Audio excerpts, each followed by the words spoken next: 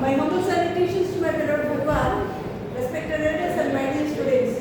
Hearty welcome to differential equations class, unit number 3. Today we are going to learn inverse operators. So I am just going to give you the formula regarding all this. 1 by f of t operating on q is nothing but integral q dx. And number 2, 1 by d minus a operating on q equal to e power minus ax into integral q into e power ax dx. Third one, 1 by f of d e power ax. The value of that becomes 1 by f of a times e power ax. The condition is that f of a should not be equal to 0. Suppose f of a becomes equal to 0, in which case, suppose no factor of f of d is repeated.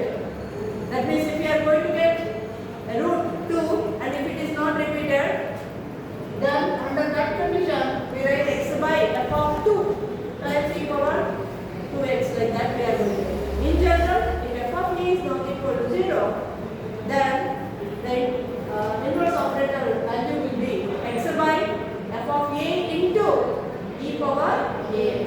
Condition f of a equal to 0, but no factor of f of d is repeated. No factor of f of d is repeated. And this value becomes, suppose we have seen in some examples, one is repeated 4 times in one of the examples. That means we can write express f of d as d minus 1 whole power 4. We have written.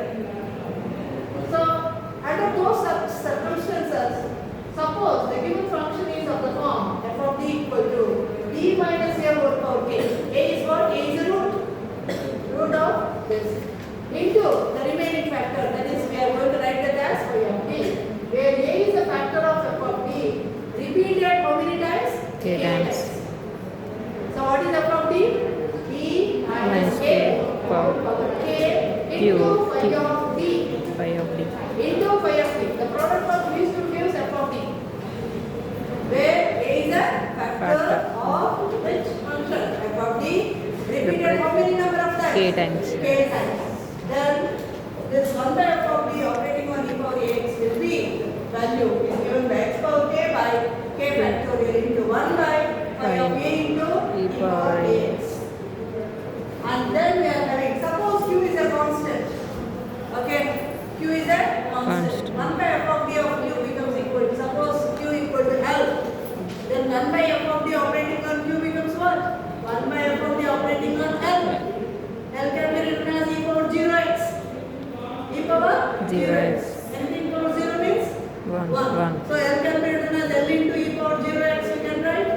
So L comes out e power 0, e power ax. What is e power ax? 1 by f of a into e power ax.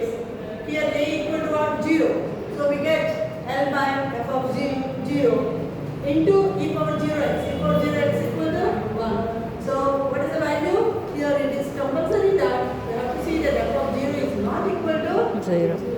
And the fifth one, if q equal to sin h, hyperbolic function, sin h ax. How can we write sin h ax? 1 by 2 into e power ax minus e power minus ax. It reduces to the previous ones. So what is 1 by f of d sin h ax? That is nothing but 1 by 2 into 1 by f of d operating on e power ax minus e power Minus ax.